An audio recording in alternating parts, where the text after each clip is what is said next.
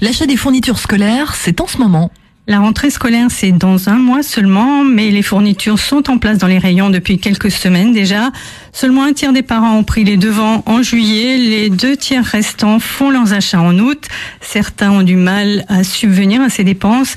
Les associations familiales, elles, dénoncent les effets d'annonce du gouvernement, notamment au sujet de la modulation de l'allocation de rentrée scolaire.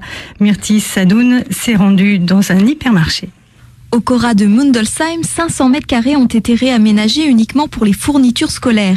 Il y en a pour tous les goûts, mais la tendance cette année est à l'économie. Patrick Gangloff, responsable du secteur papeterie. Je pense que les clients sont de plus en plus raisonnables dans leur achat et tout.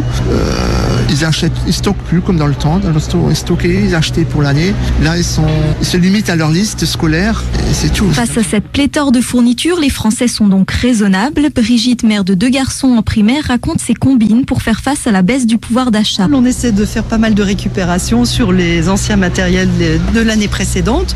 On récupère les livres, les cahiers, les couvre-livres et tout. On essaie d'économiser partout et puis en premier sur les fournitures scolaires qui de toute façon chaque année augmentent. Pendant que les Français tentent de joindre les deux bouts, les associations de familles se mobilisent contre la modulation de l'ARS, l'allocation de rentrée scolaire. Son montant a été fixé en fonction de l'âge et non de la filière de l'enfant.